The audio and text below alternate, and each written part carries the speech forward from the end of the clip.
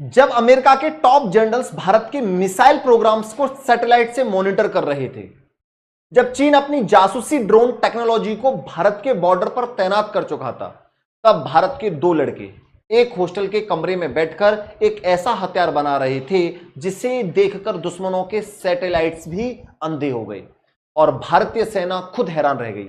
ना सरकारी फंड, ना कोई लेबोरेटरी, सिर्फ जिद थी, जुनून था और एक सपना था, भारत को खुद अपनी रक्षा ढाल बनाना है।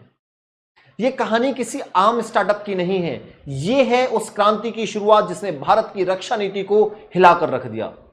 साथियों, नाम याद रखिएगा, आकाश वर्मा और तनिष्क घोष, एक राजस्थान से, दूसरा बंगाल से, दोनों 20 साल के युवा, मैकेनिकल और इलेक्ट्रिकल इंजीनियरिंग के छात्र। ना कोई कंपनी, ना कोई बैकअप, लेकिन आंखों में आग थी और दिल में देश का दर्द। उन्होंने देखा कि भारत आज भी ड्रोन टेक्नोलॉजी के लिए इजराइल, चीन और अमेरिका पर निर्भर है और वहीं से उनके भीतर एक तूफान उठा। अगर दुश्मनों की टेक्नोलॉजी आसमान से गिरती है तो भारत की पृथ्वी जमीन से उठकर उसे जवाब देगी। हॉस्टल के एक छोटे से कमरे में चाय के कप, खुले सर्किट बोर्ड और पुरानी लैपटॉप स्क्रीन के बीच जन्म हुआ वायुपुत्र का, एक ऐसा स्वदेशी ड्रोन जो न केवल 300 प्लस किलोमीटर प्रति घंटे की रफ्तार से उड़ता है बल्कि रडार को भी चकमा दे देता है। कोई नहीं जानता था कि दो युवा भारत की सैन्य शक्ति को रातों रात अपग्रेड करने जा रहे हैं। उन्होंने कहा, हमारे पास डॉलर नहीं है लेकिन इरादा है, हमारे पास लैब नहीं है लेकिन दिमाग है, और हमारे पास हथियार नहीं लेकिन हिंदुस्तानी जिगर है। 68 दिन में, 68 डेज में बना भारत का पहला AI guided radar evading कामिकाज़ो drone, एक हथियार जो दुश्मन की रूह कपा दे। अब सुनिए इसकी ताकत क्या है। सबसे पहले नंबर पर super speed 320 kilometre per hour, जिसे रफ्तार से यह ड्रोन उड़ता है उसमें दुश्मन का एयर डिफेंस जागने से पहले हमला हो चुका होता है।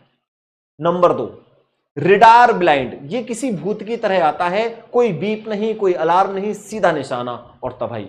और तीसरे नंबर पर है एआई पिन पॉइंट टारगेटिंग, ये ड्रोन खुद फैसला लेता है कि कहां हमला करना है, मतलब बिना पायलट, बिना रिस्क, सिर्फ विनाश। और चौथे नंबर पर आता है आपका कामिकाज़े मोड, ये अपने टारगेट से टकराकर खुद को बलिदान करता है, जैसे जापानी कामिकाज़े पायलट, लेकिन बिना किसी जान की हानि। यह ड्रोन अपने साथ दुश्मन की उम्मीदें, हिम्मत और प्लान सब कुछ ले डूबता है। अब सोचिए, इतने खतरनाक ड्रोन को सेना तक कैसे पहुंचाया गया होगा। कोई अफसर जानता नहीं था, कोई रिश्ता किसी से था नहीं, लेकिन हौसला था।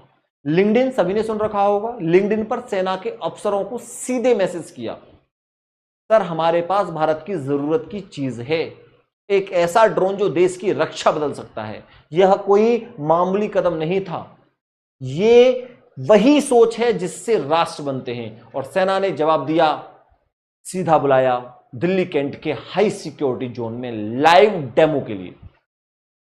वहां जब इस ड्रोन ने हवा में उड़ान भरी और सटीक बम गिराया तो अफसरों के चेहरे पर एक ही शब्द था, अनबिलीवेबल। सेना ने बिना टेंडर, बिना ट्रायल सीधे ऑर्डर पास कर दिया। जब टैलेंट युद्ध लड़ने लायक हो तो टेंडर की जरूरत नहीं होती है। सेना ने इसे सिर्फ एक ड्रोन नहीं बल्कि एक कॉम्बैट रेडी असिस्ट माना। अब इसे तैनात किया जा चुका है जम्मू, अरुणाचल और लद्दाख जैसे संवेदनशील इलाकों में। अब भारत का जवाब सस्ता नहीं, smart plus Swift plus silent plus savage है। और यही है असिमेट्रिक वॉरफेयर की ताकत। जब दुश्मन करोड़ों के टैंक से हमला करता है तो भारत 15 लाख के ड्रोन से उसे ध्वस्त कर देता है। यह है गरीब देश का अमीर हथियार जो दुश्मन के घमंड को चीर देता है। अब अगला कदम, एक्सपोर्ट। दक्षिण एशिया, मिडिल ईस्ट और अफ्रीका जैसे देशों से डील्स की बात चल रही है। हर कोई चाहता है कम कीमत में ज्यादा विनाश की ताकत। भारत अब हथियार का खरीदार नहीं, ग्लोबल ड्रोन एक्सपोर्ट लीडर बनने जा रहा है। और यह सब शुरू हुआ सिर्फ एक कमरे से, जहां ना किसी हथियार की गंध थी, ना किसी यूनिफॉर्म की चमक, सिर्फ एक सपना था, भारत को हथियार का राजा बनाना। तो भाइयों बहनों, ये सिर्फ दो लड़कों की कहानी नहीं, ये है भारत की आत्मा की कहानी।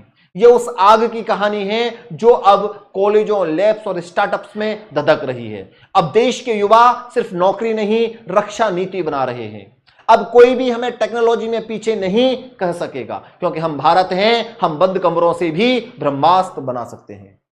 आपका क्या मानना है? क्या भारत सरकार को ऐसे स्टूडेंट्स, स्टार्टअप्स के लिए एक स्पेशल डिफेंस फंड बनाना चाहिए? क्या भारत की युवा शक्ति अब देश की सबसे बड़ी सांसरिक ताकत बन चुकी है? अपनी राय नीचे जरूर लिखिएगा और चैनल को सब्सक्राइब करना मत भूलिए, क्योंकि अगली कहानी हो सकती है आपके जैसे ही किसी भारतीय की। धन्यवाद।